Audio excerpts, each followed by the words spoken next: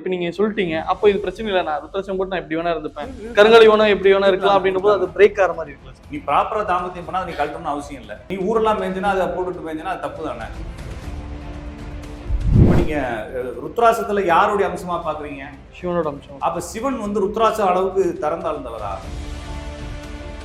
தனியா இருக்கிறவன், நான் அடிக்கடி சொல்றேன், நான் ஃபேஸ்புக்ல அடிக்கடி போட்டிருக்கேன், தனியாக இருக்கக்கூடிய மனிதன் ஒரு பல மிருகங்களுக்கு சமம். கருங்காலி, ருத்ராட்சம் இது மாதிரி விஷயங்கள் எதோட தொடர்பு போட்டதுன்னா இது வந்து ஆன்மீகம் சார்ந்த பக்தி மார்க்கங்கள் தொடர்பு. அப்ப இது போட்ட அதிர்ஷ்டம் வருமானா கண்டிப்பா இத்தவனுக்கு வேணா அதிர்ஷ்டம் வரும். மேக்சிமம் இந்த கருங்காலி மாலை போறவங்களுக்கு ஃபேமிலி பிரச்சனை வரத பார்க்கணும்.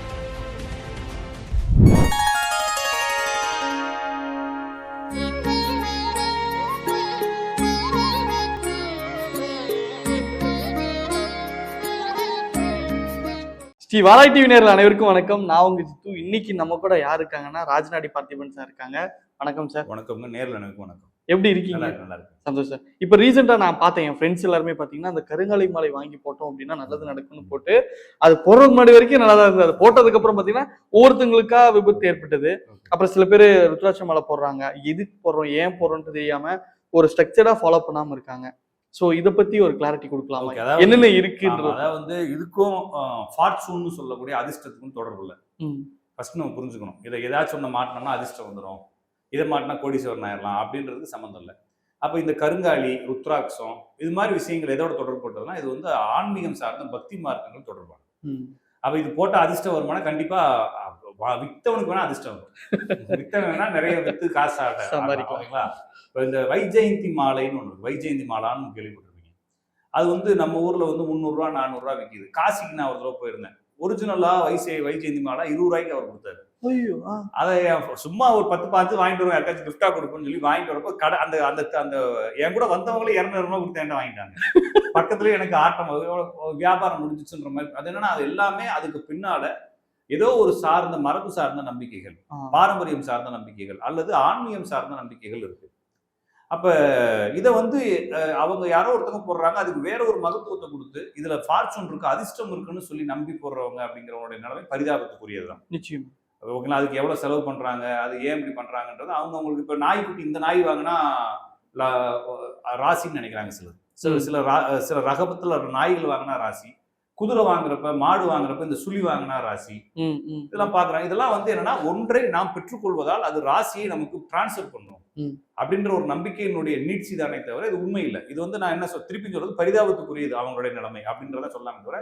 அப்ப நம்ம கருங்காலி, ருத்ராட்சம் இதுக்கு பின்னால என்ன பாரம்பரியம் இருக்குது அப்படின்னா இதுக்கு பின்னால எந்த பாரம்பரியம் இல்லை. நம்ம வந்து எல்லா பொருள்கள் மீது இறைவன் இருக்கிறத புரிஞ்சுக்கிறோம். அப்போ ஒவ்வொரு பொருள்களும் ஏதோ ஒரு மகத்துவத்தை வெளிப்படுத்துது. என்னுடைய அடையாளமாக, மார்க்க அடையாளமாக சில பொருத்திக்கிறாங்க. இப்ப ருத்ராட்சம் அப்படிங்கிறது வந்து சிவனுடைய அந்த அம்சமாக இருக்கு அப்படின்னு சொல்லி அதை போடுறதுனால நான் சிவனுடைய பாத்திரமாக, சிவனுடைய தாசனாக, சிவனுடைய ரசிகனாக நான் மாறுகிறேன், அவனுடைய பக்தனாக மாறுகிறேன்னு சொல்லி என்ன டிசைன் பண்ணிக்கிறது. அப்ப ஏன் காவி போடுறாங்க அப்படின்னா காவி போடுறதுக்கான அர்த்தம், ஒருவேளை காவிக்கு அர்த்தமே இருந்தாலும் கூட காவி போட்டவனுக்கு அர்த்தம் தெரியாது. உண்மை. ஓகேங்களா? அப்ப காவிக்கு வள்ளலார் என்ன அர்த்தம் சொல்றாருன்னா காவி என்பது யுத்த கொடின்னு சொல்றாரு. யுத்தங்கள் நடக்கும்போது காவி கொடிதான் கட்டி போவாங்களாம். ஏன்னா நான் வந்து யுத்தம் பண்ண போறேன்னு அர்த்தம். காவி என்பது யுத்தத்திற்கான கொடி. அப்ப யாரெல்லாம் காவி கொடி வச்சிருக்காங்களோ அவங்களும் யுத்தம் பண்ணிக்கிட்டு இருக்காங்க. தன்னுடைய சமூகத்தை காப்பதற்காக, தன்னுடைய நிலைமை காப்பதற்காக யுத்தம் பண்றவங்க காவி கொடி வச்சிருக்கணும்ன்றது இந்திய மரபு. அதனாலதான் வந்து இந்துக்கள் அப்படிங்கிறவங்க வந்து காவி கொடி கட்டுவாங்க. ஏன்னா அவங்க தொடர்ந்து போராடுறாங்க. எதுக்கு உள்ள போராடுறாங்க அப்படின்னா தனக்குள்ள இருக்கக்கூடிய தீய குணத்தை, தனக்குள்ள இருக்கக்கூடிய தீய சிந்தனைகளுடன் போராடுறாங்க. அப்ப அவன் தன்னைத்தானே போராடி தனக்குள்ளே ஒரு நல்லவனை கண்டுபிடிச்சு அவன் வந்து முன்னாலே நிறுத்தி அது வழியாக இறைவன் அடையணும்ன்றதான் ஆன்மீகம். அதுக்காகத்தான் ஆன்மீகத்துக்கு போறப்ப காவி கட்டுறாங்க. அதனாலதான் வள்ளலார் என்ன சொன்னாரு, நம்ம வந்து இங்க யுத்தம் பண்ண தேவையில்லை, நம்ம எதுக்கு யுத்தம் பண்ணணும், நம்ம அன்பால் வெல்வோம். அப்ப அன்பின் கொடி வெள்ளை கொடி, அப்ப நம்ம வெள்ளைக்கு போயிடுவோம் அப்படின்னு சொல்றாரு. புரிஞ்சுக்கிட்டீங்களா? அப்ப இந்த காவி கொடி என்பது அடையாளம். அது போல நம்மளுடைய அடையாளங்களாக இந்த ருத்ராட்சம் இதெல்லாம் இருக்கு. அந்த அந்த அந்த மரங்கள், அந்த பொருள்கள், அந்த விதைகள் ஏதோ ஒரு அதிகமான வைப்ரேஷனை வெளிப்படுத்துறது மாதிரியும், அந்த வைப்ரேஷனை நம்ம எடுத்துக்கிறதுனால நம்மளுக்கு ஒரு சாந்த குணம் வரும் அப்படின்றது மாதிரியும். இன்னொரு விஷயம், இப்ப சாதாரணமாவே நான் வந்து ஒரு இடத்துக்கு போறேன், அந்த இடத்துல நான் வந்து சாதாரணமா ஒரு டிப்டாப்பா ட்ரெஸ் போட்டிருக்கேன் அப்படிங்கிறப்ப என்னை அறியாமல் நான் என்ன செய்வேன், யாராச்சும் பார்ப்பேன். இதே நான் சாமியார் வேஷத்துல இருந்தேன்னா முடியாது. அப்ப என்னை நானே கட்டுப்படுத்துவதற்கும் சில வேஷங்கள் எனக்கு தேவைப்படும். உண்மை. ஏன்னா திருப்பி வள்ளலாருக்கே வரேன். சென்னை போன்ற இடங்களில் இருந்தால் மனம் சிலுவரும் என்று காடு மேடுகளில் அலைந்தேன்னு சொல்றேன். மனசுக்குள்ள என்னென்னமோ குழப்பம் வரும் இந்த இந்த மாதிரி என்வரன்மெண்ட்ல இருந்தா. அதனால காடு மேடுகளில் தனிமையா போயிடுறேன். யாரும் டிஸ்டர்ப் பண்ண மாட்டாங்கல்ல. நம்மளுடைய மனதும் டிஸ்டர்ப் ஆகாது, நம்மளும் டிஸ்டர்ப் ஆக மாட்டோம். நம்மளுடைய மனதை நாம் கட்டுப்படுத்திக் கொள்வது, நம்மளை நம்ம ஒழுக்கமா வச்சுக்கிறதுக்கு இந்த ட்ரெஸ் எல்லாம் தேவைப்படுது. இப்ப சபரிமலைக்கு போறாங்க, அதே ஆள் தான் இருக்கிறாரு. அவர் எதுக்கு மாலை போடுறாரு? அந்த மாலை போட்டோடனே அந்த மாலை தான் அவருக்கு அந்த சக்தியை கொடுக்கல. ஆனாலும் அதுக்கு ஒரு அடையாளமா வச்சுக்கிறார். ஏன்னா இவர் அடுத்தவங்களுக்கும் இவர் சாமின்ற அடையாளம். இவருக்கும் தன்னைத்தானே கட்டுப்படுத்திக் கொள்வதற்கு நம்ம மாலை போட்டிருக்கோம் அப்படிங்கிறதுக்கான அடையாளம். கொஞ்சம் கரெக்டா இருக்கு. அப்ப நம்ம வந்து நம்மளுக்குள்ளே ஒரு சின்ன வேலியை ஏற்படுத்திக்கிறதா. அப்ப நான் இந்த மதத்தில் இருக்கிறேன். அப்ப மதத்தினுடைய அடையாளத்தை எடுத்து இதுதான் வந்து என்ன செய்யுதுன்னா இணை வைக்காமைன்னு சொல்லி முஸ்லீம்ல சொல்றாங்க.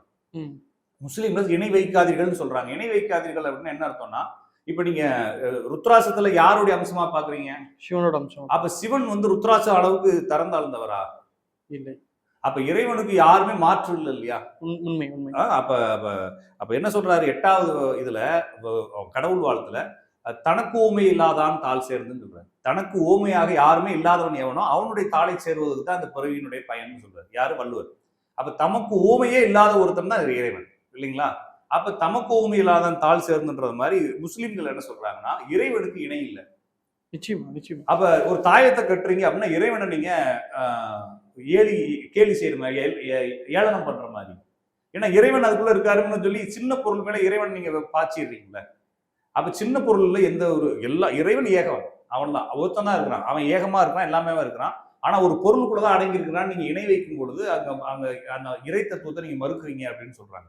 அப்ப அதை ஒரு பக்கமா பார்த்தாலும் நம்மளுடைய முட்டாள்தனமான என்னுடைய வாழ்க்கை, நான் வந்து இன்னும் அறிவு இல்லாம இருக்கிறேன், எனக்கு இன்னும் அந்த புத்திசாலித்தனம் இல்லைங்கிறப்ப நான் எதையாவது பற்றி கொண்டுதான் ஏற வேண்டியது இருக்கு இல்லையா? இப்போ ஒருத்தர் வந்து கிளிம்பிங் பண்றாரு, ஹில்ஸ்ல ஒரு பெரிய ராக்ல ஏறுறாரு, எந்த எக்யூப்மெண்ட்டும் இல்லாம வெறும் பவுடரை மட்டும் கையில தொட்டு ஏறுறாரு. ஆனா நான் ஏற முடியுமா? எனக்கு எவனாச்சும் ராடு வீடு அடிச்சு படி கிடி கட்டி சைடுல கம்பி கொடுத்ததான். அது போல கம்பி தான் அந்த அடையாளங்கள் எல்லாம். அப்ப ருத்ராசம் போடுறது, கருங்காலி மாலை போடுறது, உடைகள் அணிஞ்சுக்கிறது, சில பச்சை உடை போட்டிருப்பாங்க சாமியாருக்கு. அப்ப இது ஆன்மீகம் சார்ந்த அடையாள குறியீடுகளாக இருக்கே தவிர இத யாரோ ஒருத்தங்க இது வந்து அதிர்ஷ்ட குறியீடுகளாக மாற்றி, அப்ப இந்த இடத்துல வந்து மாலை போட்டா சரியாயிரும், கருங்காலி மாலை போட்டா சரியாயிரும், ருத்ராசம் போட்டா சரியாயிரும்னா ஒருவேளை அந்த அடையாளங்கள் உங்களோட நெகட்டிவா கூட கொண்டு போயிடலாம். ஏன்னா உங்களுக்கு நீங்க மனசார இந்த சமூகம் என்ன சொல்லுதுன்றது நீங்க நம்புறீங்க. ருத்ராசம் போட்டா அவர் யாரு? சாமி. சாமி இல்லன்னா அவர் ஆன்மீகவாதி, இருந்தவர், எது மேல நாட்டம் இல்லாதவர்ன்ற அர்த்தம். இப்ப நீங்களும் அதை அக்செப்ட் பண்ணி தானே போடுறீங்க. கரெக்ட். அப்ப உங்களுடைய மென்டலி நீங்க வந்து ஏதோ ஒண்ணு மேல போறப்புறம் குற்றுணர்வு உங்களை என்ன செய்ய விடாது. எனக்கு என்கிட்ட ஒருத்தர் கேட்டாரு, சாமி நான் கருங்காலி நான் ருத்ராசம் போட்டிருக்கேன், நான் வந்து குடும்ப வாழ்க்கையில ஈடுபடலாமான்னு கேட்டாரு. ஆமா, நிறைய பேர். அப்ப என்னன்னா அவனுக்கு ஒரு குற்றுணர்வு ஏற்படுத்தியது இல்ல. ஆமா, அவனுக்கு அதுக்கு ருத்ராசம்னா என்னன்னு தெரியாது, அதுக்குள்ள அவனுக்கு சிந்தனை ஏற்படுத்தல. ஆனால் அந்த அடையாளத்தை பெறும் பொழுது இவன் தன்னைத்தானே கட்டுப்படுத்த ஆரம்பிக்கிறான். அந்த கட்டுப்பாடுகளுக்காக மதங்கள் நிறைய விஷயங்களை உற்பத்தி பண்ணி வச்சிருக்கு. அந்த அளவுல மட்டும் அதை எடுத்துக்கலாமே தவிர அதுக்குள்ள சக்தி இருக்கா அப்படின்னா இறைவன் இல்லாத சக்தி அந்த ஒரு கொட்டைக்குள்ள வந்து வர்றது இல்லைங்களா? அப்படிலாம் இல்லை. அது நம்மளா ஒரு அடையாளப்படுத்தி நம்மளை கட்டுப்படுத்துறதுக்காக நம்ம ஒரு வேலையை வச்சிருக்கோம். அதுக்கு சில மதத்துவங்களை கொடுத்துருக்கோம். மரபு ரீதியாக இதிகாச கதைகளும் அதற்கு ஒரு சில கதைகளை சொன்னதே தவிர இதை போட்டதுனால ஒருத்தன் பெரிய ஆளாகவோ அல்லது இதை போட்டதுனால ஒருத்தன் சிறுமைப்படவோ போறது இல்லை. அருமை. கண்டிப்பா வந்து நீங்க கருங்காலி மாலையை போட்டா காசு வரும் அப்படின்னா கருங்காலி மாலையை எனக்கு தெரிஞ்சு திருவண்ணாமலை கிரிவலத்துல நான் சுத்திக்கிட்டு இருந்தேன். ஒரு ஆள் வந்து கருங்காலி மாலை போட்டா கூப்பிட்டு கேட்டேன், இன்னும் ஏன்டா ரோட்ல அதை வித்துக்கிட்டு இருக்க, நீயே போட்டுட்டு என்ன இருக்கலாம், நீ பெரிய இன்னும் நீ திருவண்ணாமலை கிரிவலத்துல மாலை வித்துக்கிட்டு தான் நீ போட்டு அதை 20 மாலை வித்த 2 மாலை போட்டாச்சு வித்துருக்கலாம் இல்லைங்களா? கழட்டி வீட்டுல இருந்து வரும்போது ஒரு 20 மாலை மொத்தமா போட்டு வந்துட்டு அப்புறம் ஒன்னா கழட்டி வித்துருக்கலாம். அப்படியாச்சும் நீ கோடீஸ்வரனா இருக்கணும். இன்னும் நீ வந்து 20 ரூபா 30 ரூபாய்க்கு மாலை வித்து அதை 2000 3000 வித்துட்டு இருக்க அப்படின்னு அந்த சீக்கிரம் என்ன பார்த்து. அப்ப நிலைமையே தான். அப்ப நான் திருப்பியும் சொல்றேன், இப்ப நான் வந்து என்கிட்ட இருக்கக்கூடிய எல்லா வளங்களையும் சொத்துக்களையும் எல்லா சொர்க்கங்களையும் நான் எதுக்கு உங்கள்கிட்ட விற்கணும்? அதை நானே அனுபவிக்கலாம்ல. அப்ப கருங்காலி மாலை எதுக்கு விற்கிறான்? அவரோட அட்சய திருதிக்கு தங்க வாங்கினா கூடுன்ற நம்பிக்கை தான். அப்ப தங்க விற்கிறவனுக்கு அவன் குறையணும்ல, அவன் ஏன் வித்துக்கிட்டு இருக்கான்? அவன் கூட்டிட்டு தான் இருக்கிறான். இதுதான் சார் மக்களுக்கு புரிய மாட்டேங்குது. அவன் வந்து பாத்தீங்கன்னா சின்ன கடையா வச்சிருந்தான், ஓகேங்களா? இப்போ வந்து இப்படி பார்க்க வேண்டியதா இருக்குது, லிப்ட்ல தான் மேல போக வேண்டியது, ஏசில தான் உள்ள திறந்தோடனே அந்த ரோட்டுக்குள்ள போனாலும் ஏசி ஜில்லுன்னு வெளியே அடிக்குது. அந்த அளவுக்கு பெரிய கடையாயிட்டானுங்க. அட்சய திருதிக்கு தங்க வித்தவன் வாங்குறவன் பண்ண வேண்டியது இருக்கும். அடுத்த இதே அட்சய திருதியப்ப வாங்கலாம். அந்த வாங்கினதுக்கு கொண்டு போய் பேங்க்ல படிக்க வச்சுட்டு நம்ம சுத்திட்டு இருக்கோம். சிம்பிள் என்னன்னா நம்மளுடைய விதி, நம்மளுடைய வாழ்க்கை எல்லாமே ஒரு டிசைன்ல தான் போயிட்டு இருக்கு. நம்ம வந்து சுத்தி இருக்கக்கூடிய ஏதாச்சும் ஒரு பொருளை சேர்த்துக்கிறதால நம்ம வந்து கோடீஸ்வரன் எல்லாம் நம்புறோம். கண்டிப்பாக யாருக்கும் முடியாது. அவங்களுக்கு விதி இருந்தா தான் நடக்கும். சிலருக்கு வந்து அது போடாமையே என்ன நடக்கும், நடந்துடும். இப்ப எலான் மஸ்க்னு ஒருத்தர் இருக்காராம். அவர் என்ன ருத்ராட்ச மாலை இல்லாட்டினா கருங்காலி மாலை வாங்கி போட்டா வந்தாரு? இல்ல, அவருடைய விதி வந்திருக்குது. அப்ப நீங்கள் விதி இருக்கிறதா இது போயிடலாம். ஒருவேளை உங்களுக்கு விதி மேல பயம் வரும்போது இதெல்லாம் தூக்கி மாட்டிக்கிறோம். இந்த குரு ராகு சேர்ந்திருக்கவங்க தான் இந்த மாதிரி ஒரு அந்த குறியீடுகள் மேல நம்பிக்கை வச்சிருப்பாங்க. அவங்க தான் வந்து இதெல்லாம் போட்டுக்குவாங்க அப்படின்னு தான் புரிஞ்சுக்க வேண்டியதே தவிர இதனால 5 பைசா யூஸ் இல்லை. உங்களுக்கு அது சம்பந்தமான ஆன்மீக நம்பிக்கைகள் வேணும். நான் வந்து ஒரு ஆன்மீகவாதியா இருக்க போறேன், அதுக்கு எனக்கு அது அடையாளத்தை படுத்து எனக்கு ஒரு கட்டுப்பாடு விதிக்குன்னா கண்டிப்பா போட்டுக்கலாம். நம்மளுக்கு நம்ம கட்டுப்பாடு விதிக்கிறது தப்பு இல்ல. கண்டிப்பா. நீங்க சொல்லும்போது எனக்கு இதை ஞாபகம். இப்ப நீங்க சொல்லிட்டீங்க, அப்போ இது பிரச்சனை இல்லை, நான் ருத்ராட்சம் போட்டு நான் எப்படி வேணா இருந்துப்பேன், கருங்காலி வேணா எப்படி வேணா இருக்கலாம் அப்படின்ற போது அது பிரேக் ஆகிற மாதிரி இருக்குல்ல சார்? அது கட்டுப்பாடு பிரேக் ஆகுது. நான் சொல்றதுங்க, இயற்கையான விஷயங்கள்ல நீங்க தவறு செய்யாத வரைக்கும் அது கட்டுப்பாடுக்குள்ளதான வச்சிருக்குது. அப்ப ஒரு சாமியார் என்ன சொல்றாருன்னா, தாம்பத்தியம் அப்படிங்கிறது வந்து உன்னுடைய உரிமை. நீ ப்ராப்பரா தாம்பத்தியம் பண்ணா நீ கழட்டணும்னு அவசியம் இல்லை, இல்லைங்களா? நிச்சயமா. நீ ஊரெல்லாம் மேய்ஞ்சினா அதை போட்டுட்டு மேய்ஞ்சினா அது தப்பு தானே அப்படின்ற மாதிரி இருக்கிறப்ப என்னன்னா, நான் சொல்லுவது இங்க குற்ற உணர்வாக நீங்கள் இருப்பதை உங்களுக்கு அடிக்கடி சொல்லிக்கிட்டு இருக்கிறதுக்கு உங்களுக்கு ஒரு அடையாளம் தேவைப்படுதுன்னா மாட்டிக்கிங்க. இல்ல எனக்கு அப்படிலாம் ஒன்றும் தேவையில்லைன்னா விட்டுருங்க. ஆனால் அது மாட்டான கோடீஸ்வரன் அவன். நம்ம பேசிக்கிறது அதான. கருங்காலி மாலை எதுக்கு வாங்குறான்? ஊர்ல இருக்கிறான் கோடீஸ்வரன் தான் வாங்குறான். எவனுமே நான் வந்து பிரம்மச்சாரியா போறேன்னு சொல்லி கருங்காலி மாலை வாங்க, பிரம்மச்சாரியா போறேன்னு கருங்காலி மாலை இருக்கு, அதை அத்து போட்டு போக வேண்டியதானே, கோமணத்துக்கு கெட்டு போக வேண்டியதான். இன்னும் கொஞ்சம் காசு போகணும்னா அதுவும் தேவையில்லை. உருவி கங்கையில விட்டு நீ வாட்டுக்கு ஜாலியா இருக்க வேண்டியதான். அப்ப சாமியாரா போறது கருங்காலி மாலை தேவையில்லை. நீங்க வந்து கோடீஸ்வரனாவது கருங்காலி மாலையை தேடினீங்கன்னா கண்டிப்பா அது தப்பாக தான் இருக்கும். இன்னொன்னு, கருங்காலி மாலை என்பது குரு ராகு அல்லது குரு சனி இந்த மாதிரி காம்பினேஷன்ல வந்த மாலை. இது சிலர் தான் வாங்கி போட முடியும். எல்லாத்தையும் செய்வதற்கு சில கிரக நிலைகள் வேணும். குரு ராகு இருக்கிறவங்க அந்த மாதிரி விஷயம் நம்புவாங்க. குரு ராகு இருக்கிறவங்க மேக்ஸிமம் நெகட்டிவ் விஷயத்துக்குள்ள போய் பயத்துல போய் மாட்டிக்குவாங்க. ஒரு அச்சத்தோடயே திடீர்னு வாழ்க்கையில பிரச்சனை என்ன, மேக்ஸிமம் பாருங்க கருங்காலி மாலை போறவங்களுக்கு ஃபேமிலி பிரச்சனை வரத பாக்குறோம். அதிகமா விபத்துகள் இந்த மாதிரி ஏதோ என்னன்னா, குரு ராகு காம்பினேஷன், குரு சனி சனி ராகு காம்பினேஷன்ல வரும்போது அது மரபு ரீதியான ஏதோ ஒரு பிரச்சனை செய்ய போகுதுன்னு அர்த்தம். அப்ப ஏதோ ஒரு பொருளை நீங்கள் எடுத்து பத்தி உங்களுக்காக வச்சுக்கிட்டு காசு வருதுன்றதுக்காக நீங்க ஏதாச்சும் மாட்டிக்கிட்டீங்க அப்படின்னா நாளைக்கு உங்களுக்கு பிரச்சனை வரலாம். நான் பிரச்சனை வரும்ன்றத பயமுறுத்தல. ஏன்னா அதுக்கப்புறம் நானுமே வந்து ஏதாச்சும் ஒன்று மாட்டினா ஒன்று புதுசா வருதுன்ற மாதிரி நம்புற மாதிரி ஆயிரும். நான் அதை சொல்லலை. ஆனால் நீங்கள் நினைக்கக்கூடிய அந்த கோடீஸ்வரன் ஆகக்கூடிய விஷயத்தை கருங்காலி மாலை கொடுக்காது. ஏன்னா கருங்காலி மாலையை வெட்டுறது ஒருத்தன், வளர்க்கறது ஒருத்தன், அதை கிரைண்ட் பண்ணி ட்ரில் பண்ணி டர்ன் பண்ணி ட்ரில் போட்டு மாலை போட்டு எல்லாம் முடிச்சு உங்கள்ட்ட கொண்டு வர பூரா கோடீஸ்வரன் ஆயிருந்தான்னா என்ன ஆயிருக்கும்? எல்லாரும் வித்திருக்கவே மாட்டாங்க, அவங்களே வச்சு மாட்டிக்கிறீங்க. அவன் உட்காந்து கடைஞ்சு அந்த டஸ்ட் எல்லாம் மூக்குள்ள போய் வயிற்றுல எல்லாம் போயிருக்காங்க. எவ்வளவு பெரிய கோடீஸ்வரன் ஆகணும் இல்லைங்களா? பொருட்டு கோடீஸ்வரனா இருக்கணும் அவன். நீங்க வெளியே மாட்டணும், உங்களுக்கே எவ்வளவு இருக்குன்னா அந்த டஸ்ட் எல்லாம் தின்னு எல்லாம் வளர்ந்து ஒரு கம்பெனி வச்சு நடத்துறேன் எவ்வளவு பெரிய ஆளா இருப்பான்ற மாதிரி தான் யோசிக்கணுமே தவிர, மறுபடியும் சொல்றேன், உங்களுக்கு விதி இருந்தா நீங்க எதை மாட்டா அப்படின்னு கோடீஸ்வரனா இருப்பீங்க. அது எல்லாமே வந்து ஆன்மீக ரீதியான பொருள். நான் சொல்றது புரிஞ்சுட்டீங்களா? இப்ப வந்து நம்ம சிலுவை இருக்குது. சிலுவையை வந்து எல்லாருமே கார்ல ஓட்டுறாங்க. அது ஒட்டினோடனே நான் வந்து சூப்பராயிரேன்னு நினைக்கிறாங்க. அது வந்து அவங்களோட ஆன்மீக குறியீடு, அவ்வளவுதான். அது நம்ம மரியாதை செலுத்தணும். மரியாதை செலுத்துறதை கடந்து என்னுடைய அதிர்ஷ்டங்களுக்குலாம் அது உதவி செய்யும் நம்புறது, அதுதான் சரி. அந்த லிமிட் வந்து நம்மளுடைய குறை, அது அந்த மார்க்கத்தினுடைய குறை இல்லை. மார்க்கங்கள் எதையுமே சொல்லல. மார்க்கங்கள் நம்மளுக்கு ஒரு அடையாளத்தை தான் கொடுக்குது. அடையாளத்தையும் எது கொடுக்குறோம் நம்மளா எடுத்துக்கிறோம். இப்ப நான் வந்து ஒரு சாராருன்னு வச்சுக்கோங்களேன். இப்ப நான் ஒரு கட்சியில இருக்கிறேன்.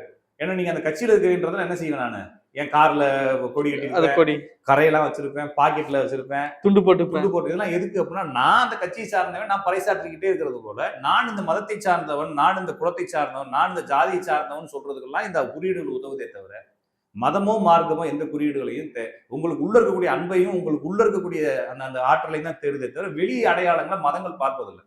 ஏன்னா நம்ம உள்ளதான் பயணிக்கிறோமே தவிர வெளி டிசைன்னா நம்மளை ஏமாத்திக்கிறது. அப்ப சரியா புரிஞ்சுக்கணும், இந்த அடையாளங்கள் இதெல்லாம் வந்து ஃபார்ச்சூனுக்கும் அதிர்ஷ்டங்களுக்கும் தான் நீங்க வாங்கி மாட்டுறீங்க. அப்படி மாட்டினா நயா பைசா பிரயோஜனம் இல்லை. அது உங்களை மீது நான் பரிதாபப்பட வேண்டிய அவசியம் தானே தவிர வேற ஒன்றும் இல்லை. ஆனால் மத ரீதியாகவோ மார்க்கங்கள் ரீதியாகவோ நீங்க இதை மாட்டிக்கிட்டு நீங்க ஏதாச்சும் ஒரு ப்ராசஸ் பண்ணீங்கன்னா அது உங்களை அடுத்த ஸ்டேஜுக்கு கூட்டு போகும். ஏன்னா நம்மளுக்கு கட்டுப்பாடு, நம்ம மனிதன் என்பவன் கட்டுப்பாடு இல்லாதவன் தான். தனிமையா இருக்கிறவன், நான் அடிக்கடி சொல்லுவேன், நான் ஃபேஸ்புக்ல அடிக்கடி போட்டிருக்கேன், தனியாக இருக்கக்கூடிய மனிதன் ஒரு பல மிருகங்களுக்கு சமம். ஏன்னா எனக்குள்ள எவ்வளவு கொடூரமான சிந்தனைகள், எவ்வளவு அருவறுப்பான சிந்தனைகள் எனக்கு தோணும், எனக்கு தான் தெரியும். நிச்சயமா ஒவ்வொருத்தருக்கும் அது மாதிரி ஒரு பெரிய அருவறுப்பான ஒரு உயிர் நம்மளுக்குள்ள வாழ்ந்துகிட்டு இருக்கு. அதை கட்டுப்படுத்தி வைக்கணும். அப்ப கிறிஸ்தவத்துல வந்து ஏதான் அந்த தோட்டத்துல ஆதாமும் ஏவாளும் இருக்கும் பொழுது அங்க வந்து சாத்தான் வந்து ஆப்பிள திங்க சொல்லும் பொழுது இறைவன் திங்காதுன்னு சொல்றது இது எதுவுமே எங்கேயுமே இல்லை. நீங்க வந்து யுத்தேஸ்வர யோகானந்த பரமஹம்சருடைய யோகியின் சுயசரிதைன்னு ஒரு புத்தகம் இருக்கு. அதை நீங்க வாங்கி படிச்சீங்கன்னா சொல்லுவாரு. அதுல வந்து கீழே போட்டிருப்பாங்க, தோட்டம் என்பதும் சாத்தான் என்பதும் ஆதாம் என்பதும் ஏவாள் என்பதும் நமது உடம்பு தான். நம்ம உடம்புக்குள்ள அப்படி ஒரு பெரிய உணர்ச்சி போராட்டம் நடந்துகிட்டு இருக்கு. ஓகேங்களா? அப்ப நம்மளுக்குள்ள கூடிய ஆதாம் என்பது நம்மளுடைய உணர்ச்சி, ஏவாள் என்பது உணர்ச்சி, ஆதாம் என்பது நம்மளுடைய விவேகம். அப்ப அந்த அந்த ஏவாள் என்ன சொல்லுது, வா சாப்பிடலான்னு சொல்லுது, உள்ள ஆசையை தோன்றுது. இவன் வந்து உன்னை விவேகத்தை வேணாங்கிறான், இருந்தாலும் கடிச்சு தின்னு விட்டு மொத்த ஜோலி முடிச்சு விட்டுறதுன்ற மாதிரி நம்மளுக்குள்ள கூடிய சிந்தனை போராட்டங்கள் இருக்கு. அப்ப இவ்வளவு பெரிய போராட்டத்தை வெற்றி கொள்வதற்கு எனக்கு ஏதாச்சும் ஒரு அடையாளம் வேணும். நான் வந்து தப்பு பண்ண மாட்டேன், நான் வந்து ஏமாற மாட்டேன்னு சொல்லி இறைவனை துணை கொள்றது மாதிரி. நம்மளுக்குள்ள இறைவன் எங்க இருக்கிறாரு? நம்மளுக்கு இறைவனை பார்த்தது இல்லை. நம்மளுக்கு ஏதாச்சும் ஒரு பொருளுக்குள்ளதான் இறைவன் இருப்பாரு நம்பிக்கை இருக்குன்றப்ப ஏதாச்சும் ஒரு பொருளை கையில வச்சுக்கிட்டு இந்த பொருள் இருக்கு. அப்ப பேய் படம் பாக்குறோம், பேய் வருது, என்ன தூக்கி காட்டுறாங்க இங்கிலீஷ் படத்துல, ஒரு சிலுவை தூக்கி காட்டுறாங்க இல்லைங்களா? அது என்னது அப்படின்னா இறைவன் அதுக்குள்ள இருக்கிறாருன்னு நம்புற மாதிரி. நம்மளுக்கு பேய், நம்மளுக்குள்ள 1000 பேய் வரும்போது நம்ம சிலுவை தூக்கி காட்டி நம்ம பேய் அடக்குறது மாதிரி தான். அப்ப நம்மளுக்குள்ள இருக்கக்கூடிய பேய் சாத்தான்களையும் மாயைகளையும் எல்லாத்தையும் அடக்குவதற்கு நாம் ஏதாவது ஒரு ஆன்மீக குறியீடுகளை மாட்டிக்கிறோமே தவிர இது வந்து எதுக்குன்னா நம்மளுடைய கட்டுப்பாட்டுக்கு தான். இது கோடீஸ்வரன் ஆகிறதுக்கு நயா பைசாக்கு யூஸ் இல்ல. நீங்க ஒருவேளை 2000 ரூபாய் 3000 மாலை வாங்கினா உங்களுக்கு லாஸ் அவ்வளவுதான். ஒரு பொருளை வாங்கி லாஸ் தான் யோசிக்கிற மாதிரி அது லாஸ் தானே தவிர நீங்க பெருமைக்கு வேணா மாட்டிக்கலாம். இன்னொரு விஷயம், நான் ஜோசியரா இருக்கிறேன். ஜோசியரா இருக்கும்போது நான் போட்டு 2 பட்டம் போட்டு கழட்டி விட்டு கருங்காலி மாலை போட்டு பேசினேன்னா என்ன 4 பேர் நம்புவான். எல்லாம் போட்டு பேசினா நம்புவான். ஏன்னா அதுக்கு ஒரு பில்டப் கொடுக்கறதுக்கு வேணா நான் வாங்கி மாட்டலாம். அது எனக்கு வேணா யூஸ் ஆகுமே தவிர வரவங்களுக்கு எதுக்கு? கரெக்ட். நீங்க வீட்டுல சமையல் பண்ண போறீங்க அப்படின்னா கருங்காலி மாலையை போட்டு சமையல் பண்ண என்ன போகுது? ஒன்னும் அப்புறம் அதுக்கு பிறகு என்ன பண்ணலாம்னா அதுல ஏதாச்சும் ஒரு நல்ல பொருளை வாங்கி பிள்ளைகளுக்கு கிஃப்ட் கொடுக்கலாம். அந்த அன்பாச்சும் உங்களுக்கு ஏதாச்சும் ஒரு உதவுமே தவிர. ஆனா பிள்ளைங்க பேர்ல இப்பயே ஒரு பிக்சட் டெபாசிட்ல ஒரு ஆர்டி பாண்டோ வாங்கி பிள்ளை பேர்ல போட்டு சொன்னா அது 20 வயசுல அவங்களுக்கு உதவியா இருக்கும், மெச்சூரிட்டியா இருக்கும். அந்த கருங்காலி மாலை குப்பைக்கு தான் போகும் வாங்கி வச்சுட்டு. அதனால ஃபார்ச்சூனுக்காக வாங்காதீங்க. ஒருவேளை அதற்கு பின்னால் உங்களுக்கு மதம் சார்ந்த, ஆன்மீகம் சார்ந்த அல்லது உங்களுடைய மரபு சார்ந்த நம்பிக்கை இருக்கு அப்படின்னா போட்டுக்குங்க. அதனால அந்த நம்பிக்கை தான் உங்களுக்கு அங்க வேல்யூவே தவிர கருங்காலிக்கு அங்க வேல்யூ கிடையாது. அப்ப வெறும் கருங்காலியை மட்டும் வாங்கி போட்டு நான் கோடீஸ்வரன் ஆவேன்னு சொன்னா நீங்க பாவம் அப்படின்றது பேசுறேன். கண்டிப்பா ஒரு தெளிவான விளக்கம் கொடுத்ததுக்கு நன்றி. நன்றி, வணக்கம்.